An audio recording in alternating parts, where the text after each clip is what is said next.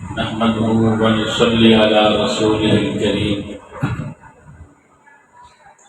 أما بعد فأعوذ بالله من الشيطان الرجيم بسم الله الرحمن الرحيم ولا تنكحوا المشركات حتى يؤمنوا ولأمة مؤمنة خير من مشركة ولو أعجبتكم ولا تنكحوا المشركين حتى يؤمنوا ولعبد مؤمن خير من مشرك ولو أعجبكم أولئك يدعون إلى النار والله يدعو إلى الجنة بالمغفرة بإذنه ويبين آياته للناس لعلهم يتذكرون صدق اللہ العظیم۔ ان آیت مبارکہ کے اندر اللہ رب العزت نے مشرکین سے نکاح کا جو حکم ہے اس کو بیان فرمایا کہ ایماندار مرد ایماندار عورت اس کا نکاح مشرکین سے نہیں ہو سکتا۔ اس کا شان نزول یہ ہے، حضرت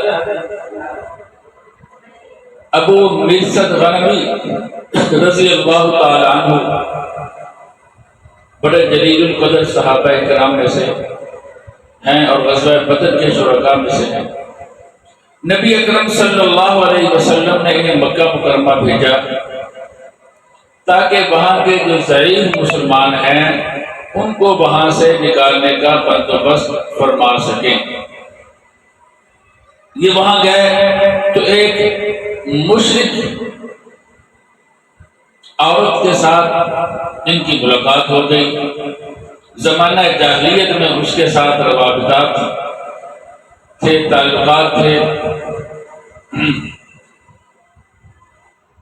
تو زمانہ جاہلیت کے اندر جو اس کے ساتھ روابط اور تعلقات تھے اس کی بنا پر وہ ان کو برگلانے لگی اور کہنے لگی آپ میرے ساتھ خلوت کر لیجئے۔ آپ نے فرمایا میں مسلمان ہوں، اسلام میں ایسے کام ٹھیک نہیں ہے۔ پھر کہنے لگی میرے ساتھ نکاح کر لو۔ عناد اس کا نام تھا۔ آپ نے فرمایا میں رسول اللہ صلی اللہ علیہ وسلم کی اجازت کے بغیر یہ کیسے کر سکتا ہوں؟ تو اس نے شور مچا دیا کہ تم نخرہ کرتے ہو، اور اس کا شور مچانا تھا، لوگ اکٹھے ہو گئے، انہوں نے آپ کو مارا اور بری طرح مارنے کے بعد چھوڑ کے چلے گئے۔ آپ رضی اللہ تعالیٰ عنہ جب اپنے کام سے فارغ ہوئے جو رسول اللہ صلی اللہ علیہ وسلم نے ان کے ذمہ لگائے تھے، تو مدینہ منورہ میں نبی اکرم صلی اللہ علیہ وسلم کے پاس پہنچے۔ آپ صلی اللہ علیہ وسلم کو یہ سارا واقعہ سنا دیا اور آپ صلی اللہ علیہ وسلم سے پوچھا کہ میرے لیے اجازت ہے کہ میں اس عورت سے نکاح کر لوں؟ تو اللہ رب العزت نے یہ آیات مبارکہ نازل فرمائی۔ ان کا خلاصہ یہ ہے مسلمان مشرک عورت سے نکاح نہیں کر سکتا، مسلمان کافر عورت سے نکاح نہیں کر سکتا۔ اسی طرح کا واقعہ عبداللہ بن رواحہ رضی اللہ تعالی عنہ کے ساتھ پیش آیا۔ ان کی ایک باندھی تھی، وہ تھی بدصورت۔ ایک دفعہ اس سے خفا ہو گئے اور تھپڑ مار دیا، تماچا مار دیا۔ بعد میں شرمندہ ہوئے، رسول اللہ صلی اللہ علیہ وسلم کے سامنے اس واقعے کو ذکر فرمایا آپ صلی اللہ علیہ وسلم نے فرمایا وہ اللہ رب العزت کی توحید کا اقرار کرتی ہے، گواہی دیتی ہے کہ اشہد ان لا الہ الا اللہ، اور گواہی دیتی ہے وانی رسول اللہ، کہ میں اللہ کا رسول ہوں۔ انہوں نے کہا جی بے شک وہ گواہی دیتی ہے۔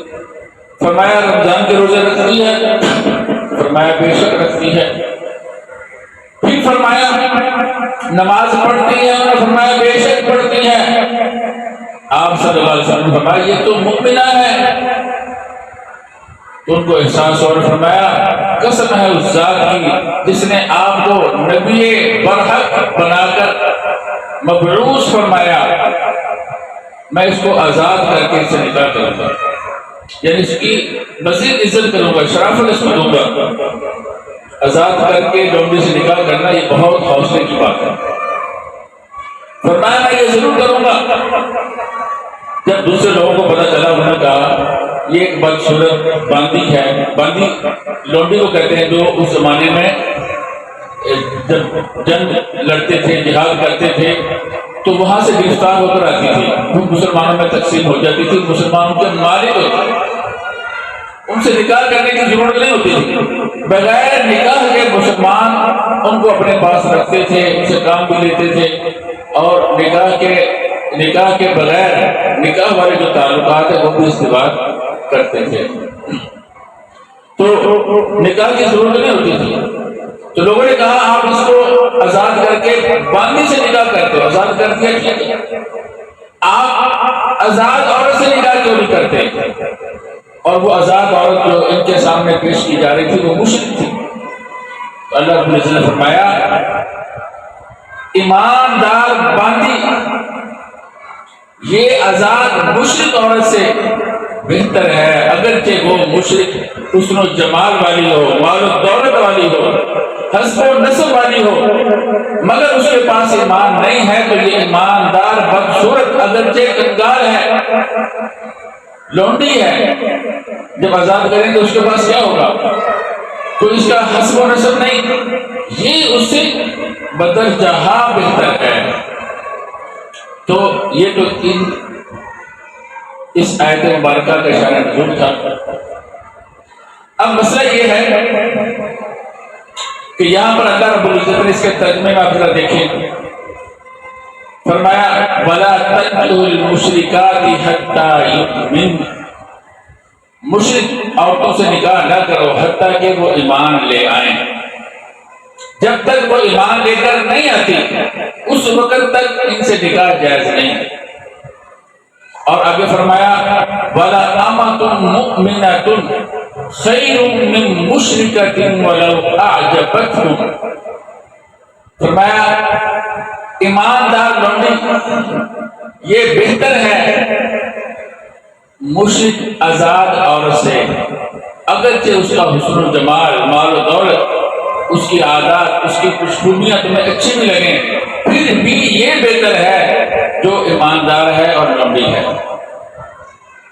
اور مردوں، یہ تو عورتوں کے لیے تھا، مردوں کے لیے تھا کہ وہ عورتوں سے، ایسے عورتوں سے نکاح نہیں کر سکتے، اب عورتوں کے لیے بھی ہے وَلَا تُنْكِحُوا الْمُشْرِكِينَ، کہ تم بھی اپنی عورتوں کے، اپنے بہنوں کے، اپنی بیٹیوں کے یا اپنی رعایا میں اگر حکمرانوں کو خطاب ہے تو تم بھی اپنے عورتوں کے نکاح مشرکین سے نہ کرو، یعنی نہ ہونے دو حتیٰ کہ وہ ایمان لے آئے۔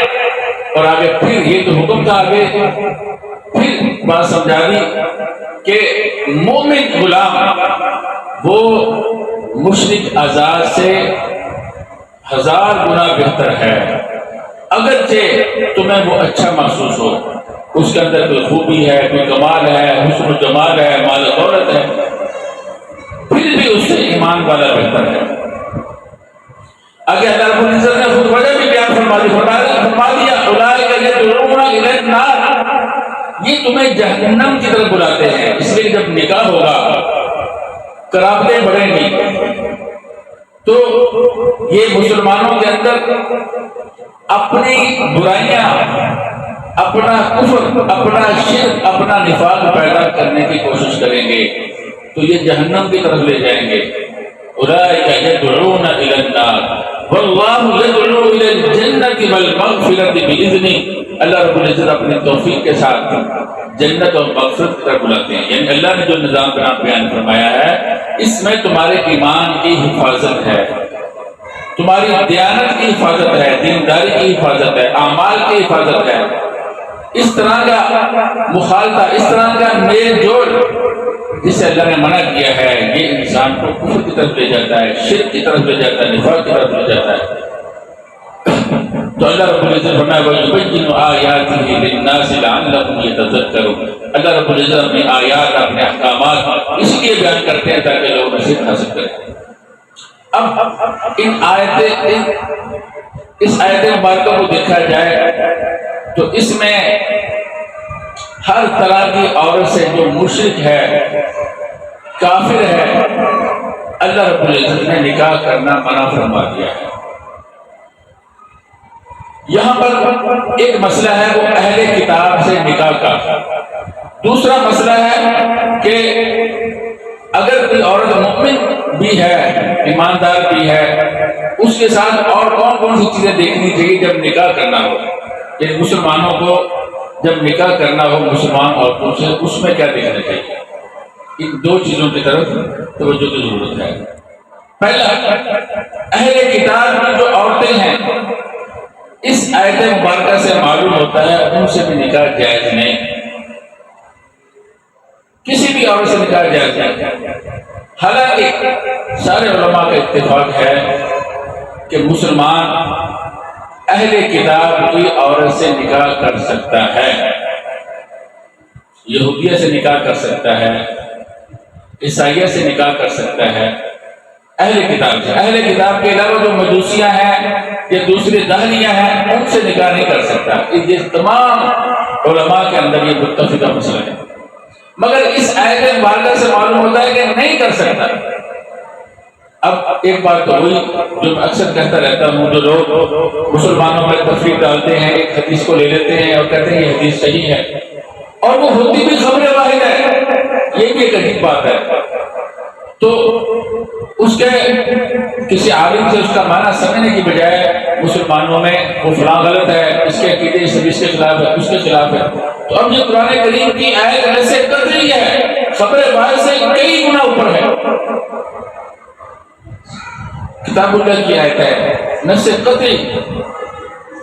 تو اس سے معلوم ہوتا ہے کہ کتابیہ سے نکاح نہیں کیا جا سکتا.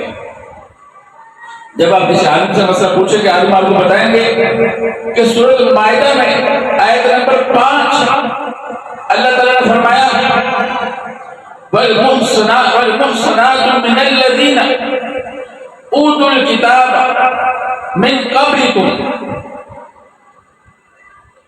کہ وہ محسنات جو اہل کتاب میں سے ہیں ان کے ساتھ، جن کو تم سے پہلے کتاب دی گئی، ان کے ساتھ تم نکاح کر سکتے ہو. تو سورہ مائدہ کی اس آیت مبارکہ سے معلوم ہوتا ہے کہ یہودیہ سے، اسی طرح نصرانیہ سے مسلمان مرد نکاح کر سکتا ہے. اور اسی طرح ان کے ذبائح یعنی ذبح کردہ چیزیں، جانور، وہ بھی حلال ہیں، وہ بھی مسلمان کھا سکتے ہیں. اب ایک سوال یہاں اور پیدا ہوتا ہے، وہ یہ کہ یہودی اور عیسائی یہ تو ساتھ ساتھ شرک بھی کرتے ہیں اور اپنی کتابوں میں انہوں نے بہت سے تعریفات بھی کر دی، تو یہ وہ یہودی عیسائی نہیں رہے. اس کا جواب یہ ہے جیسے بھی ہیں لیکن اللہ کو مانتے ہوں، دوسرا بد مذہب نہ ہو.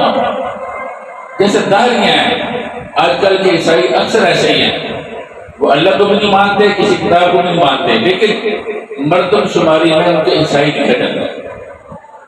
تو ان کی بات نہیں، یہ ان اہل کتاب کی بات ہے جو اللہ کو مانتے ہوں اور آسمانی کتاب تورات کو مانتے ہوں، انجیل کو مانتے ہوں، پھر اس کے ساتھ اگرچہ وہ تحریف بھی انہوں نے اپنی کتابوں میں کی ہو.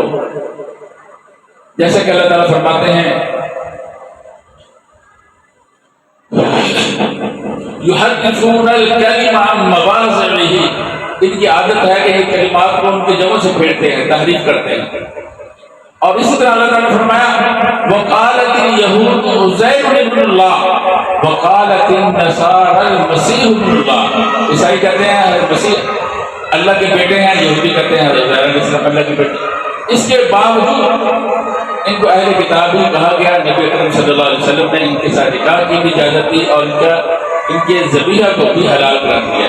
تو اس لیے ایسے اہل کتاب جو اپنی کتاب کو مانتے ہوں، اگرچہ وہ کتاب محرف ہو، تحریف شدہ ہو، اپنے نبی کو مانتے ہوں، اللہ کو مانتے ہوں، تو ان کی عورتوں کے ساتھ نکاح بھی جائز ہے، ان کا ذبیحہ بھی حلال ہے.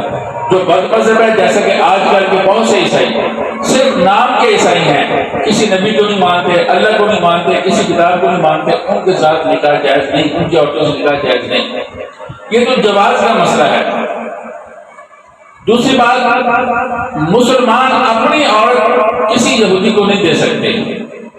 ان کی عورت مسلمان لے سکتے ہیں، یہودیوں کی، عیسائیوں کی، لیکن اپنی عورت نہیں دے سکتے. یہ بھی مسئلہ اچھی طرح سمجھ جائیں. وجہ اس کی یہ ہے کہ شریعت نے ان کی عورتوں کو گھروں میں لانے کی جو اجازت دی ہے وہ اس لیے دی ہے کہ وہ اللہ کو مانتے ہیں، کتاب کو مانتے ہیں، نبی کو مانتے ہیں. تو وہ جب مسلمان کے پاس رہیں گی تو بہت امید ہے کہ وہ اسلام لے آئیں. اس لیے کہ مرد حاکم ہوتا ہے. جب مرد کے ساتھ میل جول کریں گی، گھروں میں رہیں گی، اسلام کی حقانیت کو دیکھ کر، اسلام کی برکتوں کو دیکھ کر، تو امید ہے کہ وہ ایمان لے آئیں گی. اس لیے کہ ان کو صحیح طرح حقانیت نہیں پہنچ سکی، بعض عورتیں ایسی ہوتی ہیں تو ان کو موقع ملے گا. برخلاف مسلمانوں کی عورت کا کہ اگر اس کو کسی یہودی کے گھر میں دیں گے یا کسی عیسائی کے گھر میں دیں گے تو ان کا ایمان تباہ و برباد کر دے گا. اس لیے کہ مرد حاکم ہوتا ہے، عورتیں ضعیف ہوتی ہیں، وہ جلدی اثر قبول کر لیتی ہیں. اس لیے اسلام نے مسلمان عورت کے لیے یہ اجازت نہیں دی کہ اس کو کسی عیسائی یا یہودی کے گھر میں دیا جائے. البتہ ان کی عورتیں ہم لا سکتے ہیں، مگر اس زمانے میں بھی مسئلہ اسی میں ہے، اس لیے کہ اب شادیاں بھی سیاسی ہوتی ہیں. اور اب یہود و نصارہ طرح طرح کے مکر و فریب کرتے ہیں مسلمانوں کے گھروں میں داخل ہونے کے لیے، پھر وہاں سے مسلمانوں سے راز لیتے ہیں، ان کے حالات کو خراب کرتے ہیں. اس لیے اس زمانے کے اندر بہتر یہ ہے کہ مسلمان بھی کسی یہودی یا عیسائی عورت سے نکاح نہ کریں. ایک مسئلہ تو یہ ہو گیا، جواز کا بھی ہو گیا، بہتر کا بھی ہو گیا. دوسرا، قرآن کریم کی آیت سے یہ معلوم ہوتا ہے کہ ایک عورت بدصورت ہے، اس کے مقابلے میں خوبصورت ہے. بدصورت یہ کنگال ہے اور اس کے مقابلے میں جو خوبصورت ہے وہ مالدار بھی ہے. اب کس سے نکاح کرنا چاہیے؟ قرآن کریم کی اس آیت مبارکہ سے معلوم ہوتا ہے کہ اگر وہ بدصورت کنگال سیرت کے اعتبار سے بہتر ہے، ایمان کے لحاظ سے بہتر ہے، دین کے لحاظ سے بہتر ہے، یعنی دیندار ہے، اچھی سیرت والی ہے، اچھے اخلاق والی ہے، تو یہ بہتر ہے اس خوبصورت سے، مالدار سے جو بد اخلاق ہے، بد سیرت ہے. قرآن پاک کی اس ایسے اقتضاءً یہ بھی معلوم ہوتا ہے. تو نبی اکرم صلی اللہ علیہ وسلم نے فرمایا انسان 4 چیزوں کی وجہ سے شادی کرتا ہے کسی عورت سے: مال کی وجہ سے، حسب و نسب کی وجہ سے، حسن و جمال کی وجہ سے، دینداری کی وجہ سے. آپ صلی اللہ علیہ وسلم نے فرمایا تم دینداری کو پسند کرو. اس کی وجہ یہ ہے کہ دیندار عورت، آج کل مرد ان کے گھروں کے حالات خراب ہو چکے ہیں، عورتوں کی باتوں کا اثر زیادہ لیتے ہیں. تو دیندار عورت جو ہے وہ مرد کو بھی دیندار بنا دے گی، اور بالخصوص مرد پر اثر ہو یا نہ ہو اپنی اولاد پر اپنا اثر ضرور ڈال دے گی. تو اس لیے نکاح کے اندر دیندار عورت کو پسند کرنا چاہیے.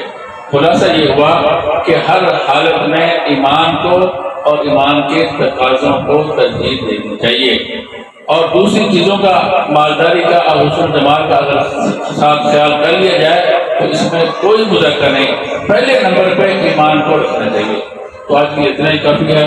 دعا کیجیے جو کچھ کہا سنا گیا ہے اللہ رب العزت اس پر عمل کرنے کی توفیق عطا فرمائے، ہمارے دلوں کو قرآن و حدیث کے لیے کھول دے، اور ہمیں اس سلسلے کو تا دیر باقی رکھنے کی قائم و دائم رکھنے کی توفیق عطا فرمائے۔ وآخر دعوانا الحمدللہ رب العالمین۔